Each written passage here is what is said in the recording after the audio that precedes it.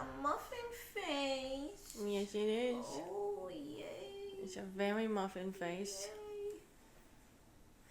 So muffiny. Yay. I just want to eat her. Mm-hmm. Very delicious. Hi, my beautiful angel of my life. Hi. Cheers. Ooh, cheers, baby.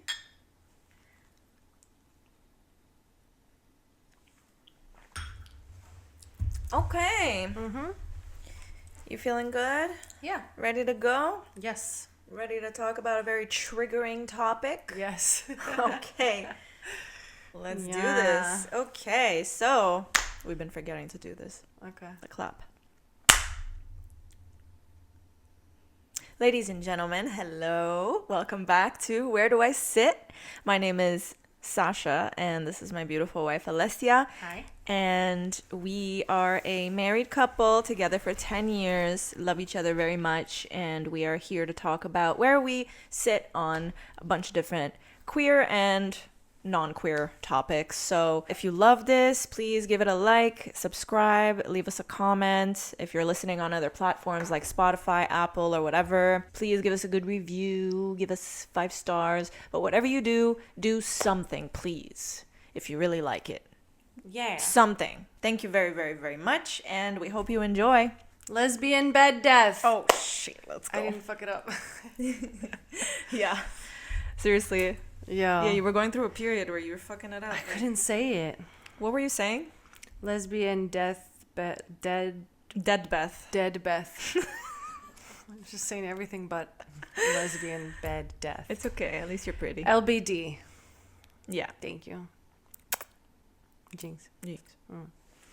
So, where do we sit on that? I fucking hate it. Yeah.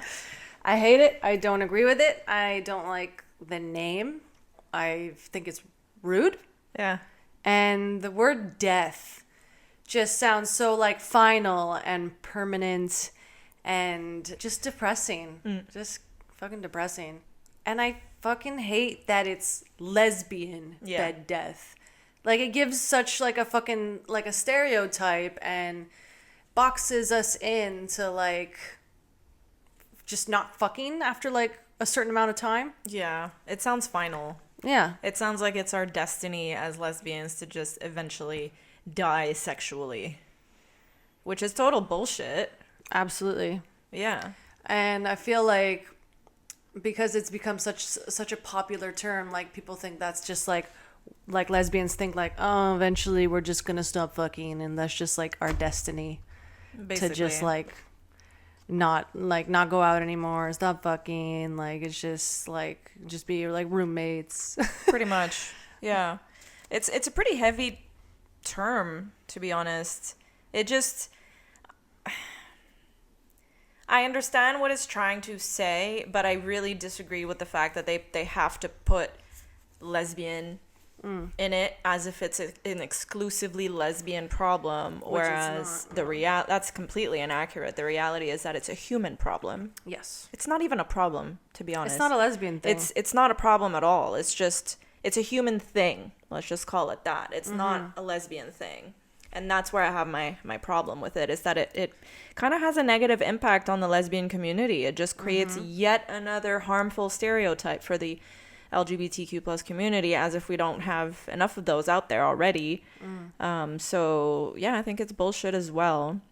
And like, I'm sure there's some like studies that are like, oh, it's just more likely that, you know, women maybe want to have less sex as things go on. So when you put 2 women together, it's like times 2 less sex. Like, no, I don't agree with those studies or resources or whatever. Yeah. Because there's actually studies out there that show like lesbians have the most orgasms out of straight women and bisexual women.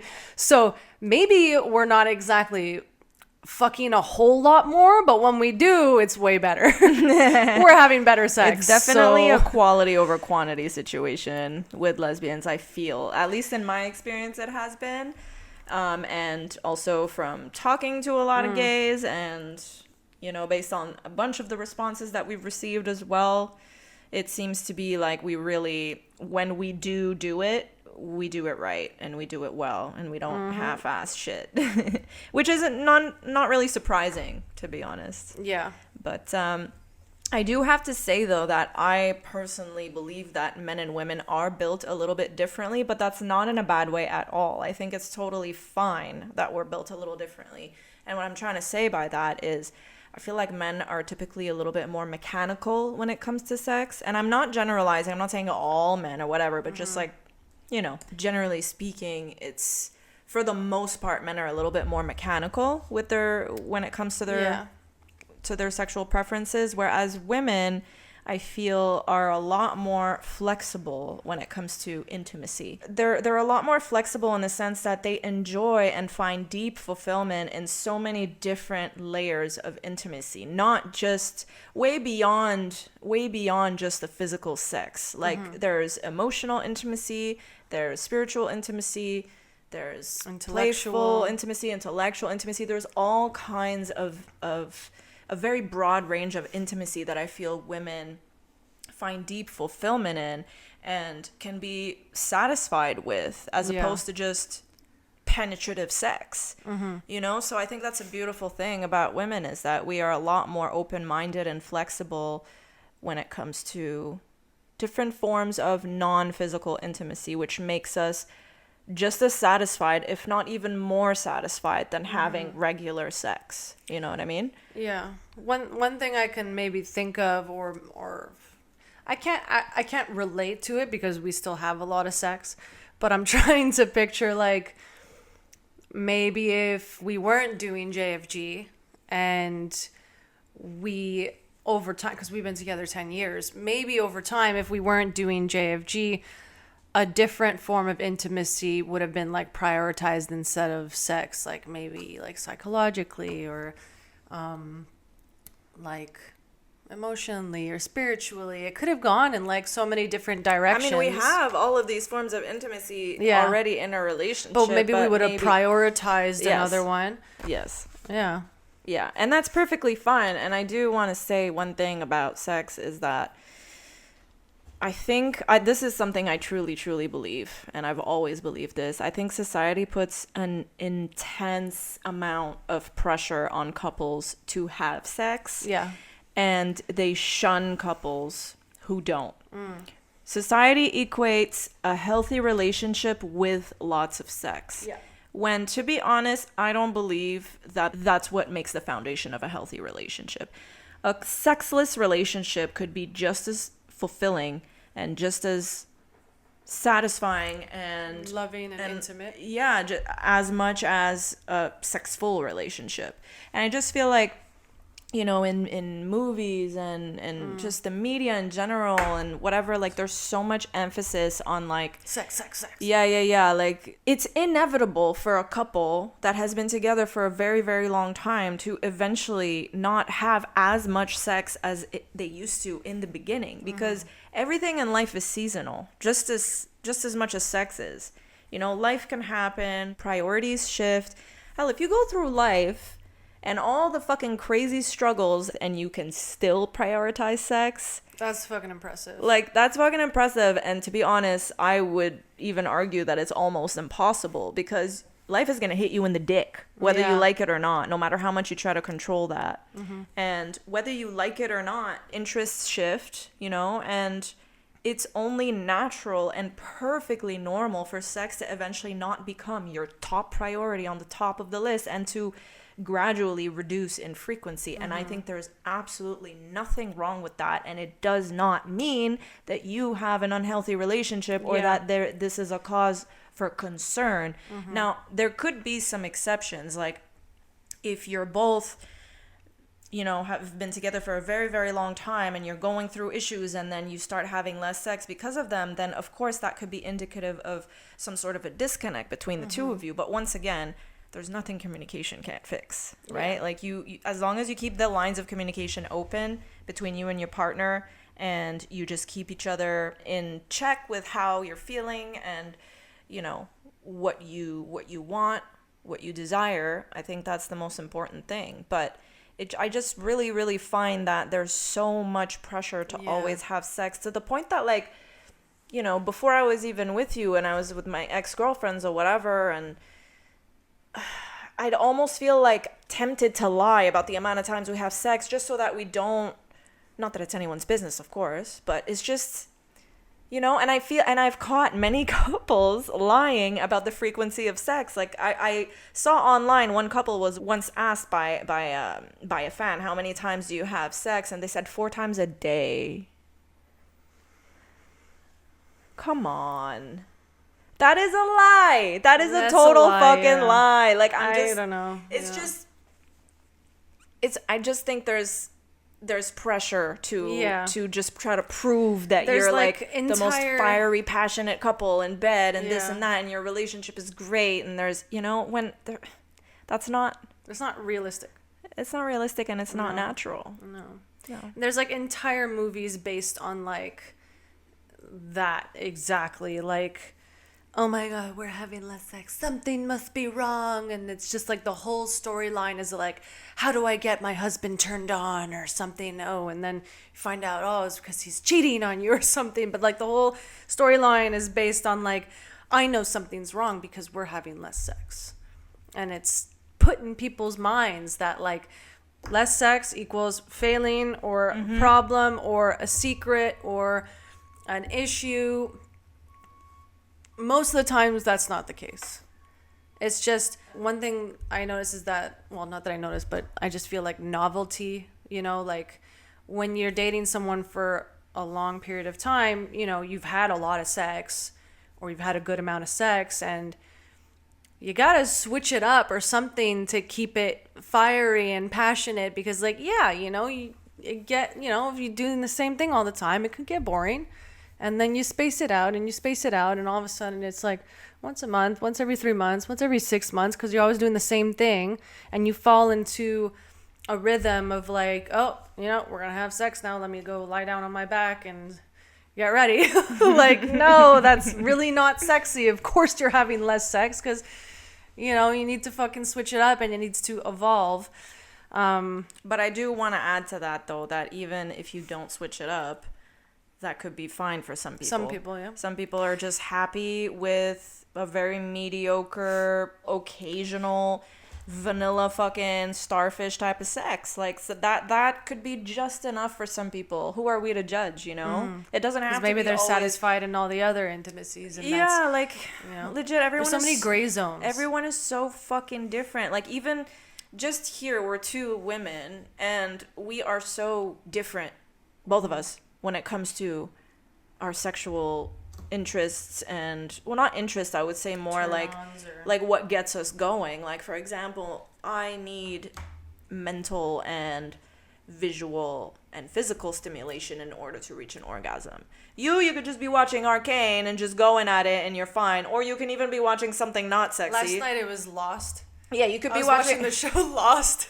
And you could just have a fucking vibrator on your pussy and you're just fucking like coming all over the place, but it's not... It's like planes exploding and people running, and I'm just like, oh my God. It has nothing to do with the show. The visual is just, no, it's just what's going on down there. See, what's going on down there. I can't fucking do that. I cannot do that if I don't have like the visual stimulation and I'm not fully immersed in the sexual experience. I cannot reach orgasm. There's no fucking way. So all that to say is like every relationship is so different, every dynamic, every person, not just like because you're a man or a woman you're different, but even between women we're different. Yes. You know, so yeah, even in our relationship, you really can't. So different. Yeah, but you can't box people in anymore, and people still insist on creating labels and stereotypes that are not just harmful, but they're just inaccurate.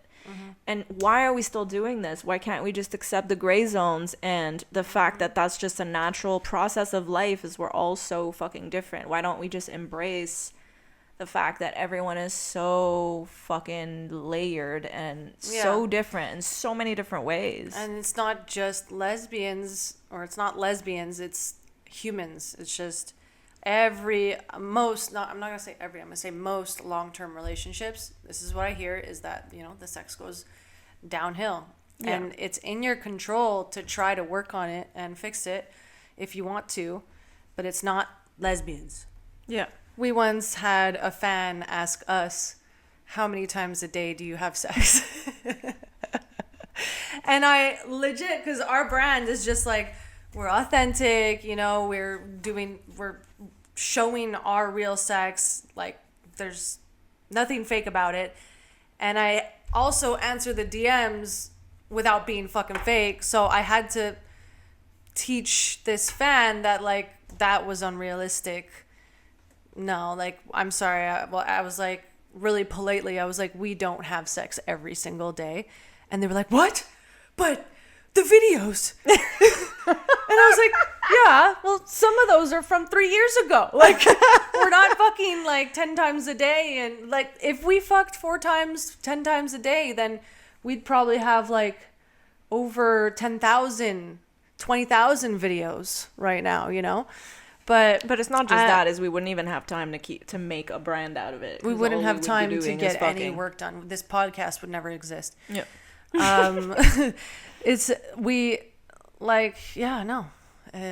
Even in the beginning when we first met, we had jobs, like we had places to be. Yeah. You know, you don't just like fuck all day every day. Yeah. Like maybe on the weekends, yeah, we did when we first, you know, started. Of course, it's normal. It's normal. It's not. It's new. It's exciting. You're always putting your best foot forward. It's the honeymoon phase. My God, it's just a natural human thing to just be completely immersed in a new experience. You know, it's just normal, and it doesn't just apply to sex. It applies to everything. You pick up a new hobby, you're super excited about it in the beginning, and then after that it becomes less and less of a priority. You get a new car, oh my God, you're like washing it every other day because it's so cute and clean and you're so excited, and then eventually, you know, it's not as much of a priority to get it washed every other day. You know what I mean? Like, that's just everything. I just gave 2 examples. Like, I just pooped them out, but literally, like, sex is no different, and that's not a bad thing. That's the issue, is that some people might be listening to us being like, oh my God, it's so boring, I don't want that. But it's like, that's how you've been conditioned. You've been conditioned to believe that a healthy relationship equals fiery, passionate, very frequent sex. And if you are not, or at least regular sex, and if you're not having that, then there's something wrong with your relationship. So that creates unnecessary tensions and makes the couple feel like there's something wrong with us. And you know, we've even been through that. We've gone had through some ups and downs. We've had some ups and downs, but we won't call them downs, but you know what I mean? Like, we've gone through phases where like we went over a month without having sex, you know, and it's perfectly fine. And I remember that we were concerned. We were like, is everything okay? Like, should we be concerned, you know? And we were trying to figure out what was the issue, but really there's no issue. No. It's just life. It's okay, it's normal, and there's nothing wrong with it. So I just want people to be very, very aware of the way that we've been conditioned around relationships. And around sex, Yeah. Is it possible that lesbian couples have less frequent sex than heterosexual couples? It's possible. Maybe. Does that mean that they're less satisfied? Absolutely not. There could be different reasons for that, if it is possible. There could be the reason that men are just more mechanical and, generally speaking, require more frequent penetrative sex, whereas women usually tend to find meaning and fulfillment in other forms of intimacy with their partner, other forms of non-physical intimacy with their partner. It has been reported that lesbian couples feel more deeply connected and more satisfied sexually than other couples. And I think that it really has to do with the fact that we just indulge and connect on so many different levels compared to the average heterosexual couple. So, you know, at the end of the day, you're having sex with your partner or your partners because you want to be happy, right? Because you want to connect with them. You want to feel a connection with them. So if people can find deep meaning and fulfillment in connecting in non-physical forms of sex, then what's the problem? You know? Yeah. Like, there's no issue here. So lesbian bed death is totally bullshit because no, it's not true that lesbian couples will inevitably just stop having sex. Yeah, and that data's fucking old. Yeah, that's we know this is completely inaccurate, and we know this is a human thing, and it happens. It's a natural phenomenon that happens across all genders and all couples, all relationships. So it has nothing to do with the orientation necessarily. Absolutely not. So that's false. But is it possible that we have less sex than other couples? It's possible, but it does not mean that we are less satisfied and less fulfilled. So I don't think there's anything wrong with having less sex, to be honest, as long as you're happy and still connected with your partner and you're talking about it. And also, some lesbian couples have even more sex than straight couples. Like, everything is fucking possible. You literally cannot box people in anymore. I know we sound like broken records, but it's just, this is what creates problems and tensions and wars between people. Literally. And we're so, like, all about not boxing people into anything because, like, everyone is so different and everything is just gray zones. Like, you can't just be like, oh, you're a lesbian, you're gonna stop fucking in 2 years. Like, no. Right. You can't just keep boxing people into everything all the time. And I'm totally at peace with, you know, when we grow old, like, I'm totally at peace with the reality that we're probably going to be having less sex as we age. Like, when we're, like, 60 or 70 or 80, hopefully, you know, we make it to that age, you know. I don't expect us to be having sex like we are now, you know, and even now we're not having sex like we used to 10 years ago, and that's fucking fine. And I can tell you, I've never felt more deeply connected to you than, you know, in 10 years ago when practically all we were doing is having sex. Yeah. So even if the frequency of our sex decreases, I'm still so fucking happy and satisfied. And if ever there's a moment, and it's happened before, we've gone through periods where, you know, for example, like, it's been a couple of weeks or whatever that, you know, one of us brings up to the other, like, hey, I miss you. Yeah. Can you, like, sit on my face or something? And they'll be like, yeah, you're right, it's been a while, let's make some time for that, you know?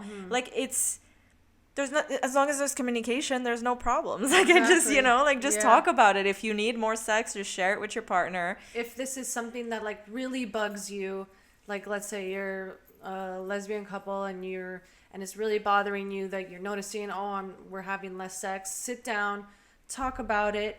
And also, like, reach out to your doctor and talk to them if you're having some issues with, like, dryness or whatever, like, these things that happen to women's bodies with time, That's another thing. Our bodies change like crazy. Our bodies change, but you can talk to your doctors about it, and you can get, like, laser done in your vagina to increase wetness or rejuvenation. Like, there's all kinds of things that you can look into. There's also sex therapy. Sex therapy. You can talk to a sex therapist, and there's no fucking shame in that. By the way, any of these things, we've spoken to a sex therapist before. It was amazing. We learned so much. When you think you know it all because you've been together for so long, like, think again. You know, there's so much out there and within you to discover and to learn about, and let alone the other person that you're with. You know, so I find that there's a lot of shame around sex, just generally speaking in life. If you're having too much sex, women are shamed for it. If you're having not enough sex, women are shamed for it. You know, if you're in control of your sex, you're shamed for it. You're not in control of your sex, you're shamed for it. So there's just in general a lot of pressure and stigma around sex in general. And I just think we all need to take a fucking chill pill and just, like, live and let live. And just worry about your own relationship, you know, and just be honest with yourself. Like, do you really need sex 5 times a week to be happy? Is that really what would make you happier? You know, like, I'm just saying, like, be honest with yourself and be open and honest with your partner and find the perfect middle ground that works for the both of you. It's very nice, baby. I don't know. I feel like I just rambled on for a little bit, but I hope it helps someone. You did. No, it was really nice. Thank you, baby. Yeah. You want to jump to the, Sure. unless you have something else you want to add? No, I don't think so, but there was some funny stuff because I did some polls asking people their thoughts on lesbian bed death I said it right? Yes. Almost fucked up though. Almost fucked up. Hold on. It always takes me so long to find this shit. It's okay. So we asked couples, how often do you have sex? We asked Women Love and Women couples. Women. How often do you have sex? But we didn't ask like how long have you been together, anything like that. Like this is just like very general questions. So 40% said multiple times a week. 19% said once a week. 23% said multiple times a month. 18% said once a month. And then I went to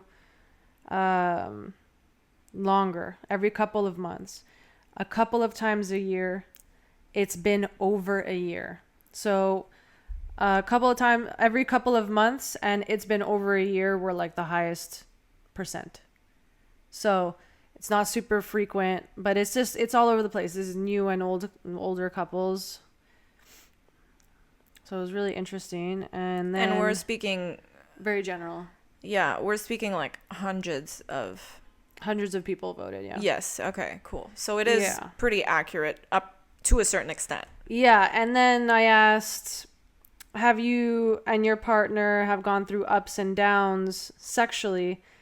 And 91% said yes, we have. Yeah, that makes fucking perfect sense. 91%. Absolutely. Which was like hundreds of people voting. So, like we said before, we've had some downs. Yeah, we've had periods of time. We've had some dry periods. We've had some dry ass periods. It never once occurred to me lesbian bed death. No, me neither. I don't fucking think of it ever. Like, it's not a thing to me. Yeah. At all. Yeah. I never think about it. I never think that we're heading in that direction. I'm never worried about it. No, usually most of the times I know that most of these stereotypes are bullshit, so they just go right over my head, to be honest. But it's fun to be able to finally have a space where we can talk about them openly and really like unpack them for other queer women who maybe do think about them and it does consume them. I mean, it's a real issue. Like the stereotype is a real issue for the lesbian community. So I think it's important that we talk about it more and we destigmatize it. Also, I asked, do you not like the term? And they were like 50-50, like, I don't give a fuck, and like, yes, I hate it. I think once they listen to this episode, they're gonna feel a little differently about it. I mean, if you don't mind the term, cool. Yeah. This is where we sit. We're not, trying to feed you with a spoon what to think or anything like that. It's really just our own personal take on things. So. Yeah, and then I asked them if you could change the name Lesbian Bed Death, what would you change it to? And there was a lot of fucking funny ones. Yeah. So someone said Sapphic Snooze.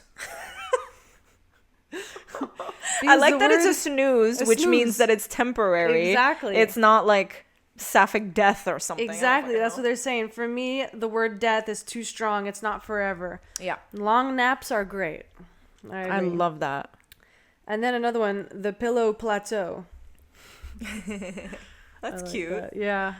And we also go through periods where we have some fucking vanilla ass sex too. Like sometimes I'm not down to do all that fucking gymnastic shit that we sometimes do, sometimes I just want a fucking a good old starfish session, and I'm fucking perfectly happy with that. Yep. And sometimes I'll go a month just wanting to starfish. Like who cares? That's nice. Like fuck, man. I don't mind when you starfish. Good, thank God. Sapphic snooze fest again. They like that sapphic snooze. No squirt zone. I don't understand that one. It's funny though. No squirt zone. Yeah. I don't think it needs a name. All relationships ebb and flow. Why must lesbians be called out? Exactly. Thank you. Oh, you know what? I think maybe we, instead of lesbian bed death. First, I don't like the word lesbian, and I don't like the word death. Yeah. So maybe like instead of lesbian, let's just make it human. Okay. Human bed inconsistencies. I don't fucking know. It's not sexy. It's not sexy at all. But you guys know where I'm trying to. Someone wrote lesbian best dead. They're making fun of me. I love that. They know you so well. Oh, someone else called it like life. And I love that. They said life just happens sometimes. Exactly. My thoughts exactly. I love that. I love that other people can normal feel lulls the same. in relationship sexual patterns. Right. Queer couch demise. Exhausted women who just need a nap. Aww. That's a cute one. Yeah. It wouldn't exist. It's just usual relationship ruts. Why lesbian? Is there straight bed death? No, but there should be. No, there shouldn't be. There shouldn't be any bed death. But yes, I understand what they're saying. There is no bed death. It's just fucking life happening. Yeah. Life happening. Yeah. Priorities shifting. And if ever you get to a point where you're just not interested in having any sex at all, no matter what your orientation or what your gender is, who fucking cares? As long as it's openly communicated with your partner that you're perfectly satisfied and happy with whatever levels of intimacy that you guys have in place and you're fulfilled and satisfied with them, then who fucking cares? Exactly. I've always felt like this pressure to like always maintain like a high libido, a high sex drive, and like, oh my God, God forbid, like, you know, my vagina is just like, nope, not having it for this month. And then I start wondering like, okay, there's something wrong with me. I need to go see a doctor. I need to go get some therapy. I need to this and I need to that. And not once have I stopped and questioned. That's back in the day when I was like less knowledgeable than today. Not once did I think to stop and be like, is there actually anything wrong with me or am I just a human? Mm-hmm. But now Lifing that also away. we've been working on ourselves a lot and we are more aware of ourselves, we know that deep down we do crave sex and we are very sexual women, that when we don't crave sex, yes, life is happening and stuff, but it's also we're aware, okay, life is happening because it could be because of this, this, and this. Yeah. And then if you don't know what it's because, then we know that we need to look inwards and just figure out what's going on, you know, because us not being horny could be an indication that maybe we need to work on something within ourselves because we know that we are usually this, like, you know, usually turned on and usually at this ready point to in go. our lives, yeah, we know ourselves ourselves pretty well. Yeah, for sure. Well said, baby. I thank you. Well, I think we can wrap this up now. I think we've said our bit. Hopefully you guys enjoyed this episode, and we're officially changing it to sapphic snooze. No, I'm just joking. We're canceling it. just, you know, We're canceling lesbian bed death. yeah, we're canceling We're that canceling term. it. We're canceling that term. We are canceling that term. We're not Yeah. telling you to cancel it, but we are canceling it. This is just where we sit on it. Yeah, and we're just gonna call it life from now on. Yeah. And Human life. we just hope that you are now just a little bit more aware of the pressures around sex when it comes to relationships. Yeah. Just being a little bit more mindful and aware of how much that external pressure plays a role subconsciously, I think is very, very important and can be very, very helpful for a lot of people. Mm-hmm. I know it would have been helpful for me a long time ago had someone just put a spotlight on that and said, hey, you're just a fucking human being. There's nothing wrong with you. And you're just going through life. And it's perfectly fine. There's nothing wrong with you. Yeah. But maybe there is. So, you know, just consider all possibilities.